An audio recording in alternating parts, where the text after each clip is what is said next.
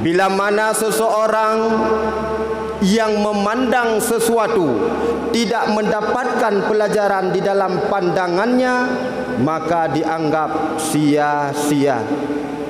Dan barang siapa yang berbicara sementara di dalam pembicaraannya tidak mendapatkan zikir, maka pembicaraannya tersebut dianggap lalai.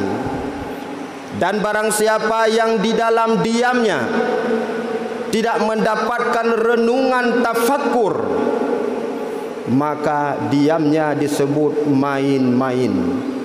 Bagaimana seseorang di dalam memandang sesuatu, fukuhna pelajaran atau hana.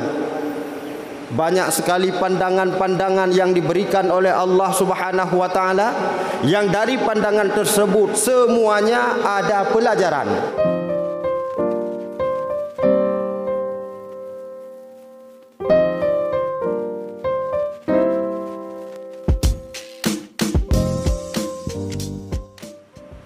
Assalamualaikum warahmatullahi wabarakatuh.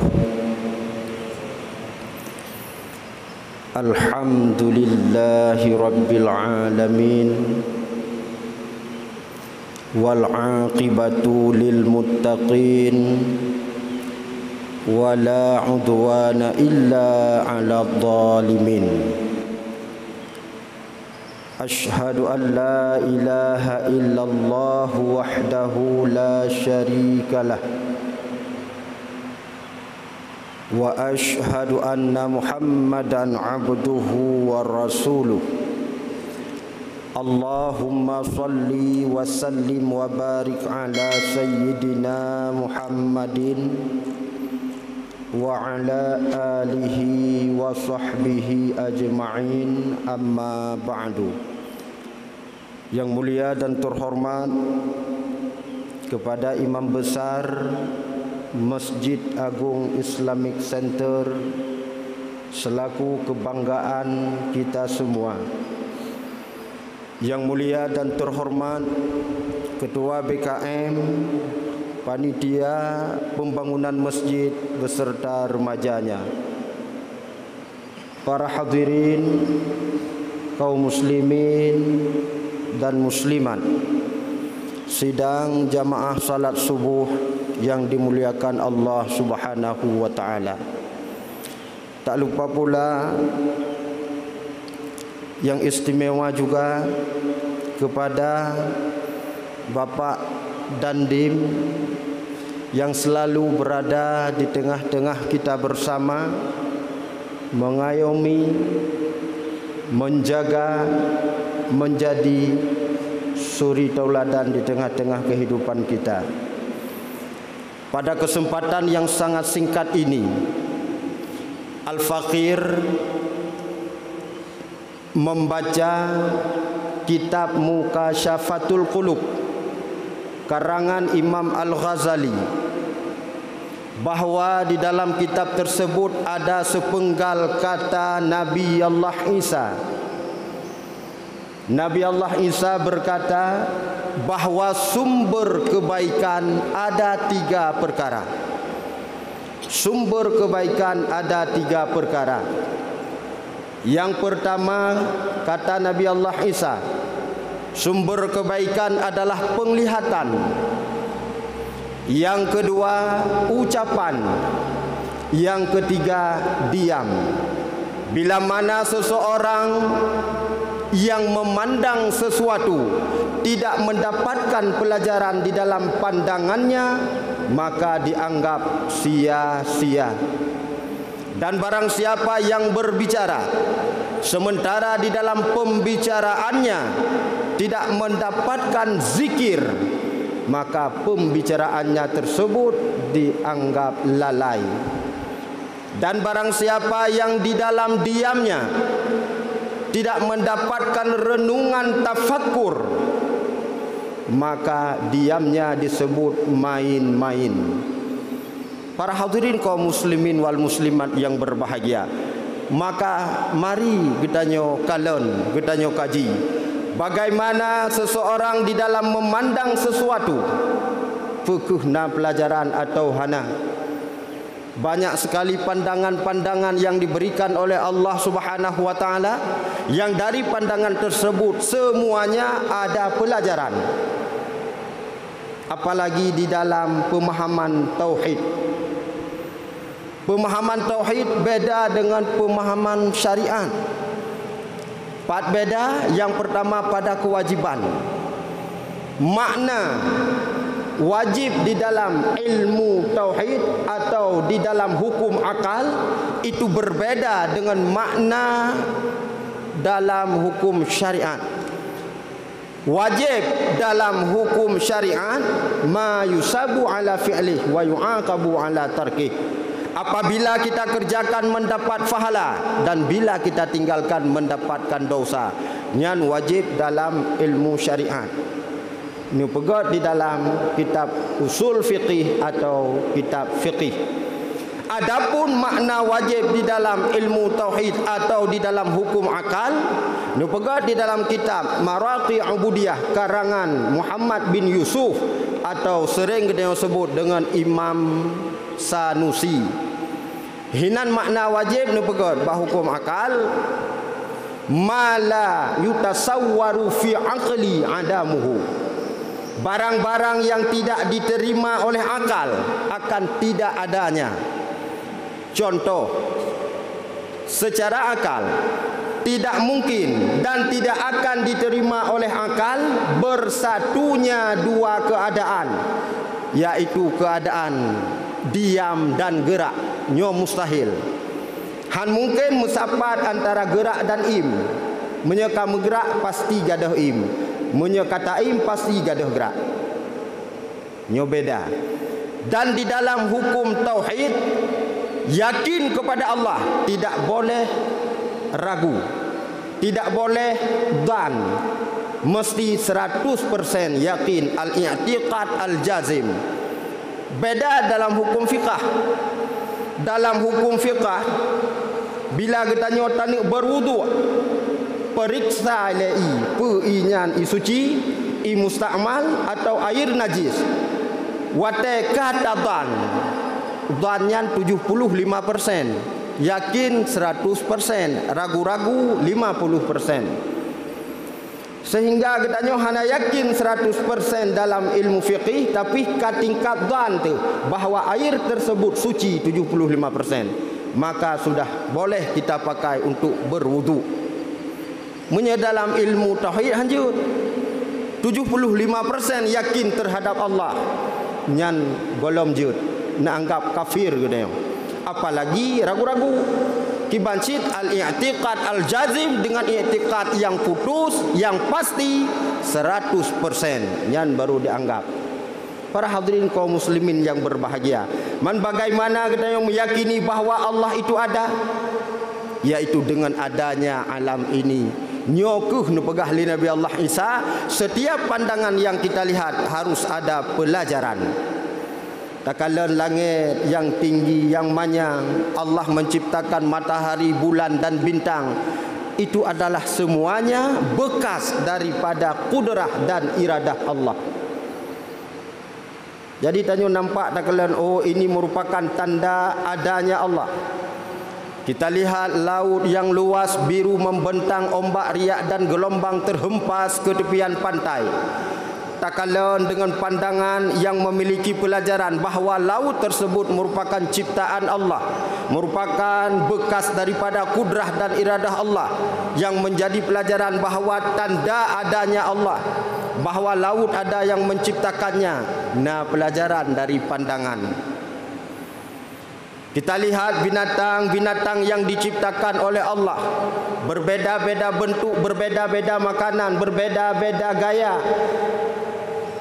Ini juga menandakan kudrah dan iradah Allah, bekas daripada kudrah dan iradah Allah. Tak kala tungku tanya manusia, jangankan tani pajuh bate, sini eruh padi lambu, hu ada hanjit apa pajuh. Tapi na binatang-binatang bate pajuh, mana hantam pernah tak kala ni beruh bak brek. Tapi mampu pajuh pade, bukan beras, kulit-kulit mampu pajuh, hana masalah. Ini adalah bekas kudrah dan iradah Allah yang perlu mendapatkan pelajaran bagi manusia, yang akhirnya mandum-mandum akan menandakan tanda adanya Allah. Karena adanya Allah berbeda dengan adanya manusia. Adanya Allah berbeda dengan adanya makhluk. Adanya Allah tidak bertempat. Adanya Allah tidak berzaman. Adanya Allah tidak berbentuk. Dan adanya Allah tidak didahului oleh masa tidak adanya Allah. Dan adanya Allah tidak diakhiri oleh masa tidak adanya Allah. Berbeda dengan adanya makhluk. Makhluk yang pertama bertempat. Makhluk yang kedua memiliki zaman kapan dia lahir.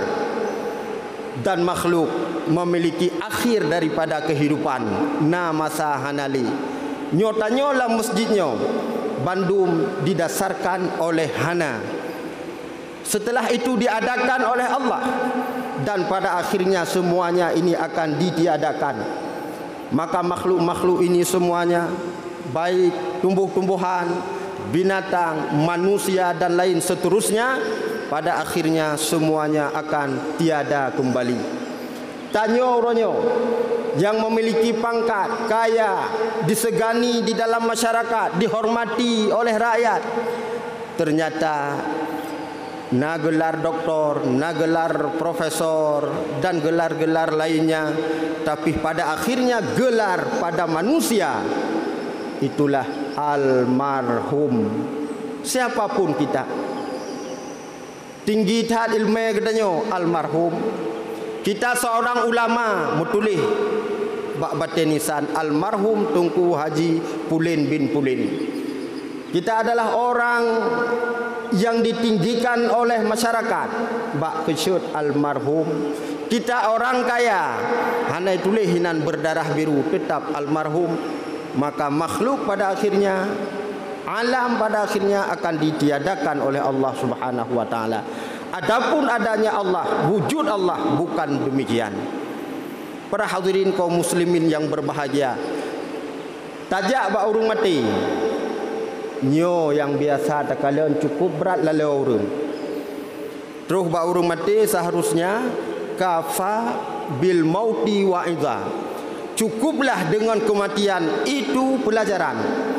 Tapi ternyata orang dikala sampai ke tempat orang yang meninggal, nyan bah dagang henang pegah. Terus kenan pegah bah jauh belang. Pegah bah perkantoran. Nyo dilarang dalam agama. Dibancit dikala terus dan nyoba urung mati kalon. Bila mana hari ini dia yang terbujur kaku, kemarin dia sehat, kuat, bisa berbicara, bisa bergerak, tapi hari ini tidak mampu lagi. Nyan terenungkan, suatu saat sayalah yang akan menjadi demikian. Dan di dalam kematian Allah menyembunyikan 3 hal. Yang pertama, dalam kematian Allah menyembunyikan waktu. Nyo tungku seandainya Allah hana nusom wate bak mati, maka hilanglah dinamika kehidupan. Nyo menyo hana gesom wate berarti tatujan pajan mati dro tu. Menyo uronyo karena hana tatujan dikala bertemu pasti pertanyaan getanyo padi dro kan umit. Na dinamika atau 4 kerja lewetnyo atau 6 tamah mak umit. Jadi letat pu tatu manyong bangun. Tapi kalau Allah tidak menyembunyikan waktu kematian, maka hilanglah dinamika kehidupan. Nyan asal merumpok pajan mati sakonyan. Gu jawab le thon tu o trip mentam. Igata pajan ilung 2 thon tu. Mai drone pajan ilung singo. Idron pajan bekli katanya satu. Jadi tanya pucat mandum. Yang tapi ke mati dan mati. Maka Allah nisam. Nyan hinan pi pelajaran. Allah juga menyembunyikan tempatnya. Pat mati katanya, pubak jalan, permo, di masjid, di kuburan. Nyan nisam oleh Allah. Pakan nisam supaya jangan was-was manusia. Menye seandainya Allah nu pegah nyo mati kata mupo bak jalan atau mupo nyan urang hana gejali berjalan mandum rek belang wa rumah. Padahal kon ngomotonya ngomotomu akhebut melinggai cik. Dan yang ketiga Allah menyembunyikan bagaimana kita meninggal. Apakah dalam keadaan husnul khatimah atau su'ul khatimah. Husnul khatimah baik di hujung, sementara su'ul khatimah buruk di hujung kehidupan. Yang paling katanya sedihkan tunggu udip dalam Islam. Taduk saja urus Islam, tak pajohbu saja urus Islam, tak sembayang saja nurung Islam, tapi wate mati han itim selamat iman. Bila mati hana selamat iman, abadan abadin selama-lama di dalam neraka. Maka bagdanyo sering dibaca Allahumma ahyina bil iman wa amitna bil iman. Ya Allah nupudip lun dalam keadaan iman, mati mu iman, wahsyurna bil iman, bangkit dalam keadaan iman, wa adkhilnal jannata ma'al iman, dan nupetambang dalam syurga beserta iman. Mantang berkait dengan iman. Nya mudah-mudahan husnul khatimah, tapi punya su'ul khatimah selama-lama dalam neraka. Dubna trip, apakah 1000 tahun? Bukan. 1.000.000 tahun? Itu bukan. Disebut abadan abadin selama-lama, tidak ada batas di dalam neraka. Tapi punya selamat iman, walaupun sebiji sawi, walaupun dibakar oleh Allah, getut gesiksa, ada saatnya kita dibangkit dan dikembalikan ke surga. Kita kembalikan kepada pembahasan dasar. Yang pertama kata Nabi Allah Isa, sumber kebaikan itulah penglihatan. Yang kedua, sumber kebaikan yaitu ucapan. Bila mana ucapan kita tidak mengandung zikir, nyan ucapannya dianggap sia-sia atau lalai. Maka tunggu leh sembayangan nyo khusus salat wajib 5 bahwate. Dipegat di dalam kitab Al-Azkar karangan Imam An-Nawawi. Barang siapa yang selesai melaksanakan salat fardu dan diucapkan subhanallah subhanallah subhanallah 33 kali, alhamdulillah alhamdulillah alhamdulillah 33 kali, dan Allahu akbar Allahu akbar Allahu akbar 33 kali, ditutup dengan kalimah la ilaha illallah Muhammadur Rasulullah, maka diberikan pahala dengan diampuni dosa, walaupun dosa tersebut sebanyak buih di laut. Dub kubah di laut dosa, lupa ampun dengan ucap kalimahnya. Leh sembahyang fardu. Dan juga terdapat di dalam kitab Fathul Mu'in. Luntuan baca dalam jilid yang pertama, barang siapa yang matinya sempat mengucapkan kalimah la ilaha illallah, mangkana akhiru kalamihi la ilaha illallah dakhalal jannah. So mentang dikala sakharatul maut mampu dan sempat mengucapkan kalimah la ilaha illallah, yang dipastikan surga. Cuman tafsirnya bagaimana? Rupanya yang selamat iman tapi tidak sempat membaca la ilaha illallah, nyan ada bangkit.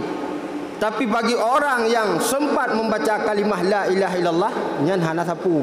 Tidak ada siksaan di kubur sampai tamung dalam syurga. Dan juga di dalam kitab tersebut nupegot lom manteng halaman yang sama, barang siapa yang dikala sakitnya, sakit yang mengacu kepada kematian, teman tik kantaturinya mungkin sakit berat, nyo tanggap nyo sang sakit kena mati, dan dia membaca surat Al-Ikhlas sebanyak 100 kali, Qul huwallahu ahad Allahu samad lam yalid wa lam yulad wa lam yakul lahu kufuwan ahad 100 kali, maka pahala yang akan diberikan oleh Allah tidak ada azab kubur. Lehana azab kubur oleh yang singo nupandu le malaikat bak titi suratal mustaqim menuju kepada surga. Tapi nyo han mudah membaca kalimahnya karena wate kena mati tanyo mabuk matinya luar biasa. Tapi asai sakit usahakan baca 100 kali. Dan nupegatlah manteng lang kitab yang sama, barang siapa yang membacakan la ilaha illa anta 40 kali dalam keadaan sakit. Nyan nu pegah menyesa andai jih mati fahala sama lagi urung mati syahid fahala. Dan sekiranya hana melinggai selamat mesti pulih, maka akan diampuni segala dosanya. Para hadirin kaum muslimin yang berbahagia, maka kembalilah kepada dasar kata Nabi Allah Isa, setiap ucapan yang kita kerjakan, yang kita ucapkan nyan benar nilai zikir. Tapi baik mutukan. Tahu contoh, na urung bi sedekah mesti alhamdulillah tak ucap. Ketika musibah inna lillah, takalan yang menakjubkan subhanallah, takalan yang luar biasa masya Allah. Baik mutuka na urung bi sedekah nyampak sedekah tungku 100 ribu astagfirullah nyam balik. Ji pegot lagi ketentuan ro supaya makna fahala. Yang terakhir dikatakan oleh Nabi Allah Isa, sumber kebaikan yaitu diam. Maka di dalam diam harus ada nilai tafakkur.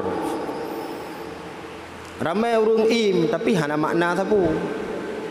Tapi waktu taim bertafakkur, tahayati, terrenungi berapa umur, berapa banyak sudah amal kebaikan yang kita kerjakan, dan berapa banyak amal yang istiqamah kita kerjakan.